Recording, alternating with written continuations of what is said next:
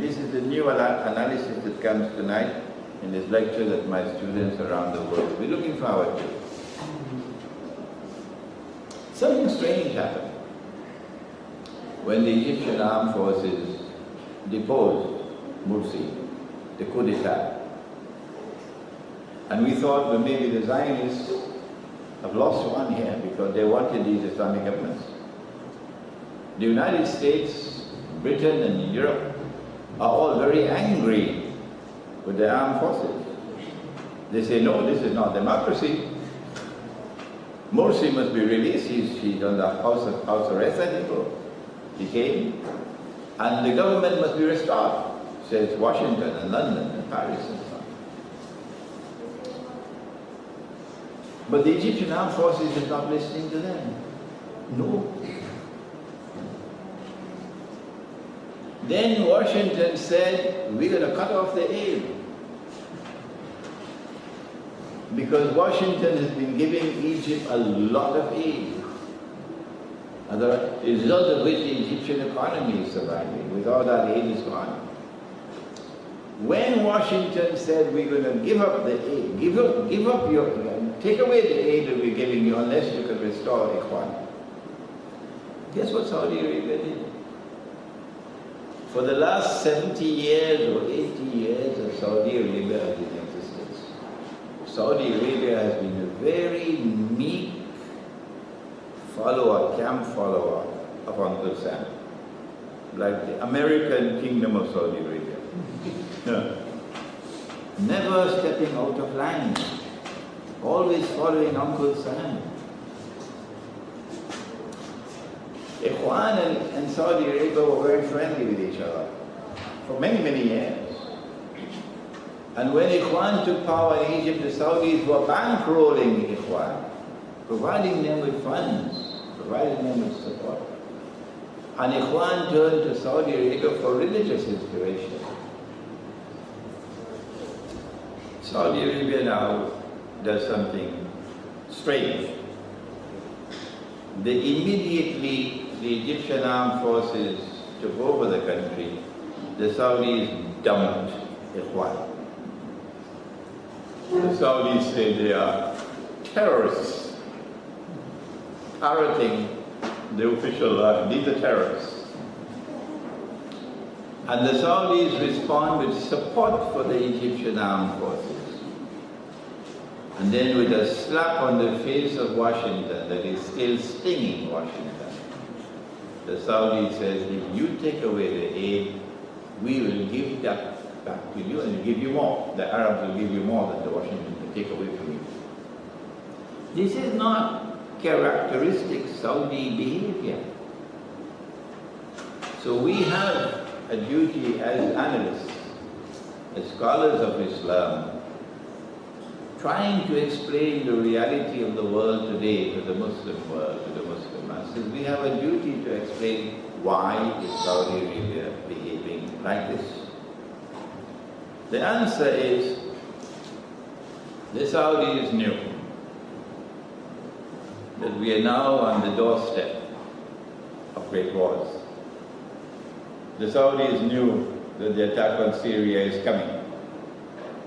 In fact, I thought it was going to come yesterday. It didn't come yesterday. Because what Putin said, if you attack Syria, we'll attack Saudi Arabia. That's why it didn't come yesterday. The Saudis were part and parcel of the advanced planning. That the attack on Syria is coming. A NATO attack on Syria. And the Saudis did not want that when that attack takes place, that the Egyptian armed forces should come to the support of Syria. So Saudi Arabia, I hope the Egyptians are listening to me. Saudi Arabia has been trying to buy. Is Egypt up for sale? I hope you heard my question. Is Egypt up for sale? Should the Saudis buy you? I don't think that Egypt is up for sale. And I don't think that the Egyptian armed forces will turn a deaf ear to the Egyptian people. When the attack on Syria takes place, and the Egyptian people say no, we will come to support our Syrian brothers. That is why Saudi Arabia dumped Ikhwan and came to the support of the Egyptian armed forces and made all these promises, because Saudi Arabia wanted to take out an insurance policy to ensure that the Egyptian armed forces will not enter the war on the side of Syria. But there's a second reason as well. But we don't have the time tonight. We don't have the time to give you the second reason. It's going to take too much time. It concerns monetary economics. The Saudis have the United States in the palm of their hand like this. They can pull the plug on the US dollar anytime they want. You will have to believe me, because I don't have the time to explain it to you. It'll take me about 15, 20 minutes to do that. I'll have to go to the hadith of the Prophet ﷺ about the river Euphrates and a mountain of gold. I'll have to take you to the petrodollar. I'll have to take you to Bretton Woods. I'll have to take you to the International Monetary Fund. I'll have to take you to the Arab-Israeli War of 1973. I don't have the time to do that tonight. So you believe me, Saudi Arabia has the United States in the palm of their hands here. The US dollar can be pulled down any time the Saudis want. All that they have to do is to say you can buy our oil with any currency. That's all. You want to buy my oil with British pounds, you can do it. You want to buy the oil with US dollars, you can do it. You want to buy the oil with French francs, you can do it. With any currency. At this time, the law is that you must buy with USD.